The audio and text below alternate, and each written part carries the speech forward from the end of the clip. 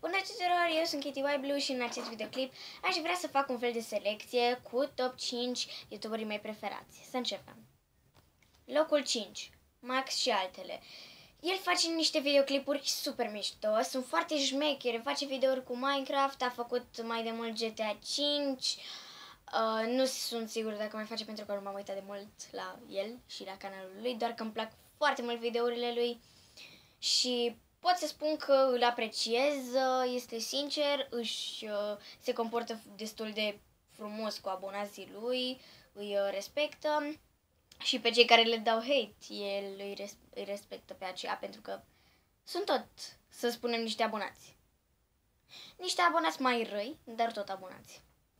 Pe locul 4 îl avem pe HD Gaming Ro, care este Leo, și mai de mult a fost pe locul 1 pentru că face niște videoclipuri extra mega mișto, Minecraft, GTA 5 online,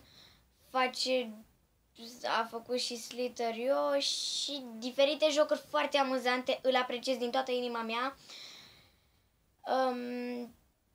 Deci îmi place foarte mult să mă uit la videoclipurile lui, este foarte funny,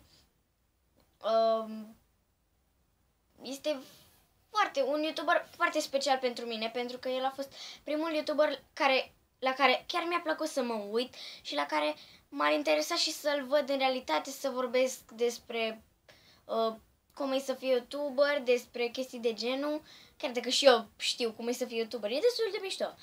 Chiar dacă vorbești singur cu telefonul sau cu camera sau cu ce filmezi, dar na, eu vorbesc cu voi 30 care vă uitați la acest video.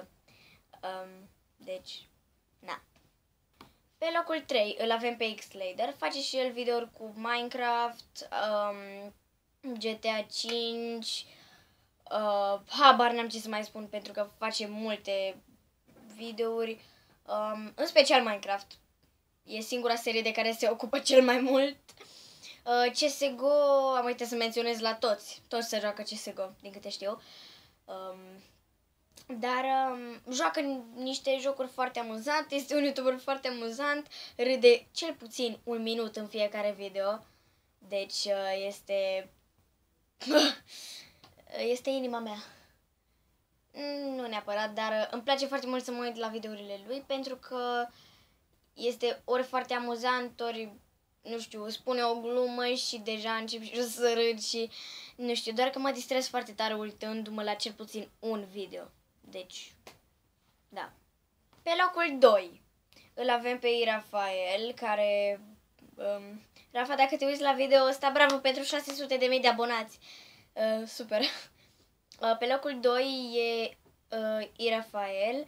Este un YouTuber mega șmecher și nu pot să cred că habar n-am cum să spun, frate, dar este un YouTuber sincer, glumeț, e calm, nu strigă în videouri sau nu e crizat sau chestii de genul. Face videouri cu Minecraft, nu cred că face CSGO. Habar n-am, dar face multe jocuri amuzante, a făcut și Slither, acum nu știu dacă mai continuă, dar este un YouTuber extra special pentru mine. Să trecem la locul 1.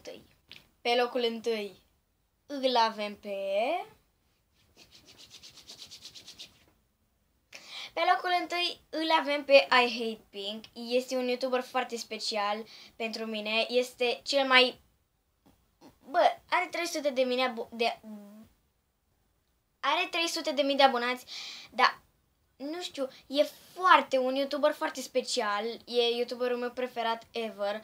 Mă uit la videourile lui cel mai des, face Minecraft, Happy Wheels, nu știu, oricare joc care există și care îmi place și mie. Nu cred că este video la care să nu mă uit la el. Îmi plac foarte mult și îmi place foarte mult de el, de cum se poartă, e amuzant. Și să știi că și mie îmi plac pisoi foarte mult. Nu știu, dar acesta este YouTuberul meu preferat și sper să nu se lase de YouTube în viața mea, pentru că habar n-am dacă voi... Dacă voi putea trăi fără să mă uit la un video de-a lui, pentru că...